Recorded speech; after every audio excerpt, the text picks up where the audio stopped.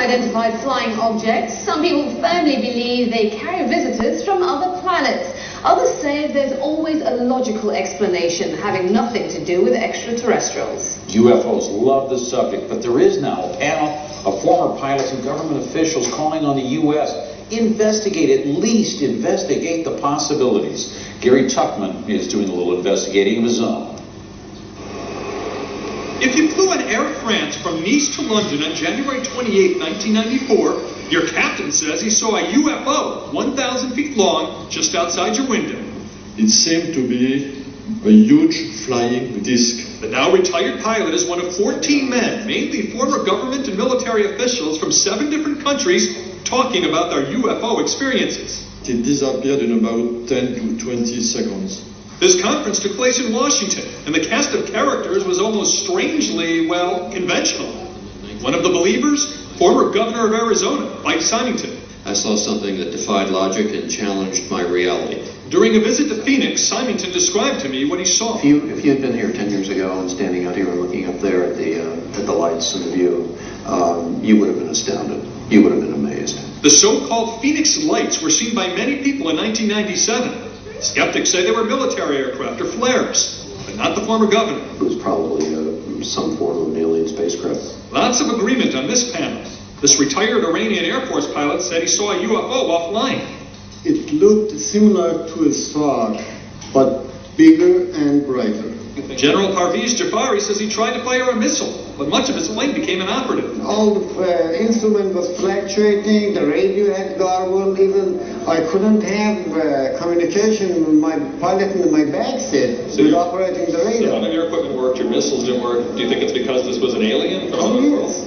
You're sure of that? Yeah, I'm sure. This retired U.S. Air Force sergeant stationed in England said he walked up to a UFO that landed in a forest. It maneuvered through the trees and shot off at an unbelievable rate of speed. A man running for president just said he saw a UFO. I did, and the rest of the account, it was unidentified flying object. And so did a man who was president. I and about 25 others saw something in the air that changed colors and was round and came. Although Jimmy Carter says he doesn't think it was from another planet, most of these people differ on that point and want the FAA to investigate all these claims. But the FAA says that's not its job. We manage the aircraft that we're talking to. UFOs are called UFOs because they're unidentified, and we're not talking to them. And it's precisely because no one's talking that everybody here is trying harder to make them believe. Gary Tuckman, CNN, Washington. Well, whether you're a believer or a skeptic when it comes to extraterrestrials, we think you'll be interested in the views of our next guest. Stephen Bassett is a political activist who lobbies for what he considers to be the truth about UFOs. I'm pleased to say he joins us now from Washington. Thank you so much for joining us, Mr. Bassett. Good morning. A high-level conference that you saw featured in our last report, 14 men, mainly of government and military backgrounds. Why are these people coming together now? Well, I have to point out that this excellent press conference, which was put together by the Coalition for Freedom of Information and film producer James Fox, is only the latest example of witnesses of high-ranking station coming forward to talk about events and evidence. In May of 2001, the testimony of 75 such witnesses was presented to the media, with 21 of those witnesses in person in that same room. And there was some pending follow-up by some of the major networks, including ABC. But unfortunately, all of that follow-up ended 4 months later with, of course, the attacks on September 11th. Now, another effort is being made to bring these witnesses forward. There's scores of individuals that have worked in government, military, intelligence agencies, defense contractors have been coming forward since 1991, and their collective testimony, and I've reviewed most of it, clearly demonstrates that there's an extraterrestrial presence behind this phenomenon, which has been proven by the basic research that goes back all the way to the 1950s. Mr. Bassett, have you seen a UFO? No. You haven't seen a UFO, but you're utterly convinced in this time of digitally mastery, I should say, that they do exist. Tell us about some of the compelling images that have, brought you to this position. Look, these things have been filmed and videoed going all the way back to the 40s. That technology didn't exist then. Look, I have many of the organizations out there, including MUFON, CUFOS, NICAP, APRO, have reviewed this material. They have studied sightings.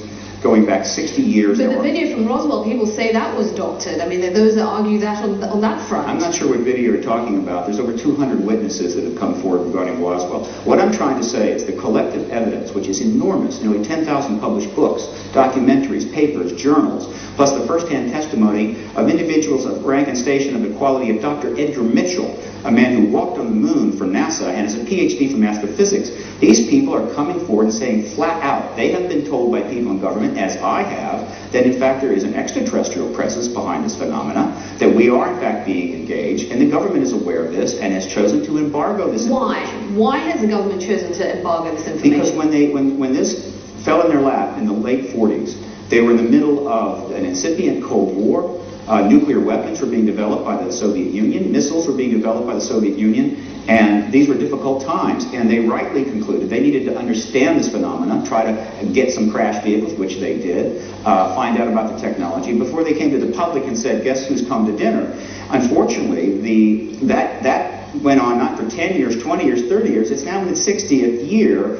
And simply the embargo has lost its purpose, it's no longer appropriate, and it simply has to come to an end. And frankly, it's coming apart. Presidential candidates are being asked about it now. It's all over the news. It's just the beginning. I think this embargo is close to being basically finished. Oh, what makes you believe that it's close to being lifted?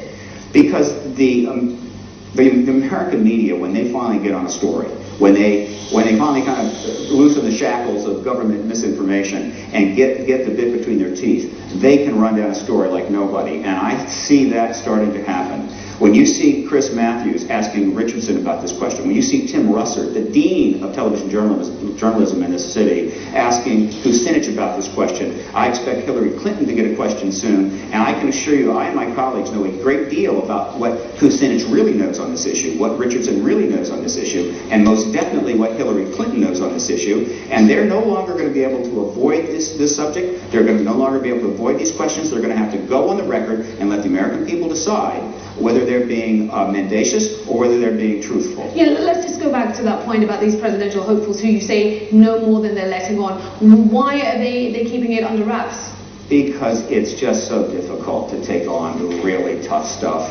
Everyone wants to be president without having to really take on the issues. They want to obfuscate, dodge, weave, tap dance, triangulate, and just sort of glide into the White House. And those days really have to end. The American people are disgusted. The approval rating for the president is an historic low. The approval rating for Congress is unbelievable. It's in the teens because no one wants to simply say the truth about what is going on, not only in this area, but in a number of areas. The American government said there were weapons of mass destruction in Iraq. There weren't. The press did not really run that down. Now hundreds of thousands of people are dead. For 60 years, the American government has said, no, there's nothing to this phenomenon in the sky, nothing there, nothing to be seen, move along. That's not true. They have lied, and the press has gone along with that. That has got to end. We need a press that is an adversary to the government, that challenges everything that comes forward, and this issue is a good start. These witnesses need to be in front of congressional hearings immediately so their testimony can be taken under oath in front of cameras and before the American people. All right, Stephen Bassett, many thanks for joining us.